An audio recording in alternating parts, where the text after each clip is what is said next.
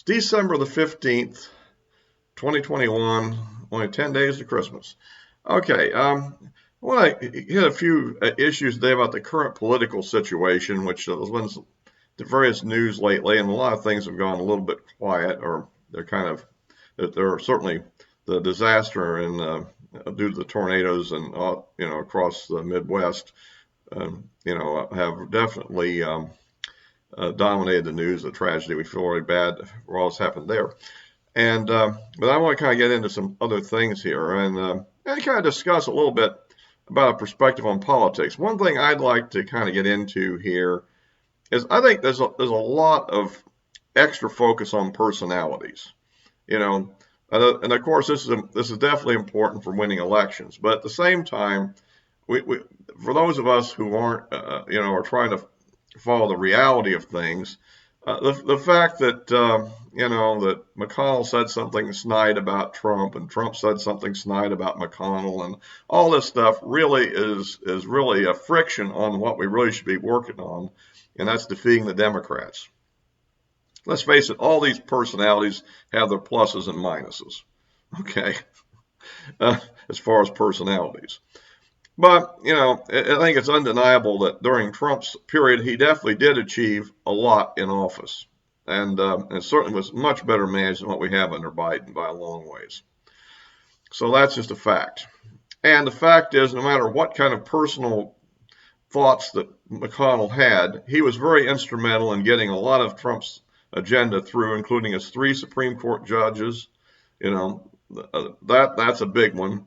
His tax and jobs plan, he got that through, and so on. So the only thing that didn't get through was the reform of the health care bill, and I would attribute that to McCain a lot more than I would McConnell. I think they came very close to it, but they were double crossed by McCain who drug it out for 3 hours before he voted dramatically, So, at any rate, let's understand who you really should have some hostility to. Now, so anyway, if you like these videos, please give me a like. We need more subscribers. It'd be really good to kind of build up that subscriber base. So, if you know anybody that might be interested, you can forward a link to this. That would be helpful. Thanks. So, at any rate, but let's look at the situation as we really have it right now. Now, one of the big bugaboos was a little maneuver there in which allowed the Democrats to have a vote to increase the debt limit. And in fact, all the votes to increase the debt limit, all 50 of them were Democrats. Okay. And the thing had to be raised, and there was a lot of promises that we wouldn't do this and wouldn't do that. But the real reason why this had to happen is a good thing. It was expected the Democrats would have had their massive social spending bill already passed by now, and the debt limit could have been in that. But they fell way behind schedule. And that's a good thing, a very good thing. I don't think most people have really focused on that. It didn't happen. And that's why some kind of workaround had to happen, because the government has to pay its bills. Yes, even the bills we don't want it, because remember, if this thing went into crisis, it would be the Biden administration that would decide what got paid and what didn't get paid. It wouldn't be us. Okay, so crashing the whole economic system is not the way to get the cuts and spending that we want. That's false hope.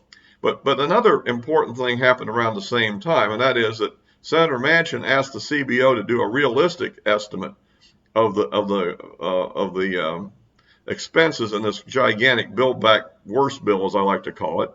And it turned out it's a $5 trillion bill, and that the taxes, even if they come in as planned, would leave a $3 trillion extra debt to the country over the 10-year period. And so to me, this seems to me like this is close to actually killing this thing. Now I may be wrong. I mean, Manchin still could turn around and vote for it, but if he does, I think he loses almost all credibility. I mean, he looks like a complete phony if he does this at this point.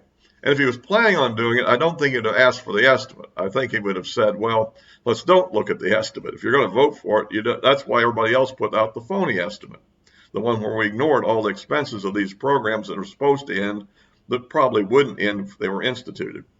So I think this is a very good development, and so far the clock is running and nobody's voting. So I think this is probably a fairly good outcome. And contrary to the viewpoint that was put out by somebody that somehow that by increasing the debt limit we helped Biden or bailed him out. No, I think we bailed the whole country out here. And at the same time, it looks to me like there's a fair chance that this thing either doesn't pass or gets completely restructured much lower than it was. And that seems to me to be the case. Unless these moderate, quote, senators have the stomach to have really massive tax increases, I don't see how you really don't back away from this thing. But we'll see. That's going to be coming up in the next few weeks. A lot of people think the vote won't even happen this year. It'll get kicked into next year.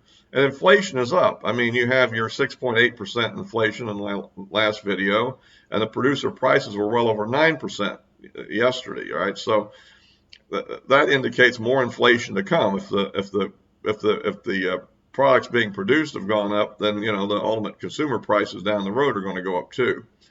So the inflation problem is still there, and of course we're waiting to see what the Fed is going to do actually today on the so-called taper. Which the question is, are they going to slow down the printing presses a little bit or not? That's coming up. So a lot of this is kind of folding into this issue, and I think we should be somewhat optimistic that we may block the worst of this particular bill. Of course, ever since the Democrats got control of government, we know that we're going to have some bad things occur. That's just a given thing. And what I think the objective to do is to minimize the damage. And I think overall we're succeeding in doing that. The other thing I've been noticing lately here is that the liberal media is trying to put out articles that's trying to play up conflicts between Trump and McConnell and things like that. And hopefully we can all put that a little bit on the ignore. Yes, there's going to be a few Senate candidates that are going to do this or that.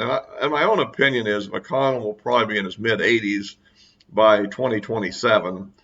And so my guess is they might very well not run for re-election in 2026. Again, we don't know about that, but I think that's not unlikely. So I think that we need to just kind of chill out for the moment on that whole issue. I think he's doing a fairly good job, like I said, of allowing the Democrats to kind of stumble all over themselves. And I think that was why they broke out the more palatable part of the infrastructure bill and got it away from there. Remember, the last thing we wanted would be to have one of the Republican senators to have defected and actually voted for the Build Back Better bill. If it was a complete bill, a total bill, all of it in one thing, a $6 trillion bill, if you will, which was again what was originally planned by Bernie Sanders. Who knows? It's possible one person could have defected on us on that. I don't know if that's true or not. Hopefully not. But the point is, we got that away, and we were able to keep a couple of Democrat senators away from really being strong supporters of this thing. This is a very intricate chess game if you really want to win this thing, given the numbers right now. And until the next election, there's not much chance to really improve things.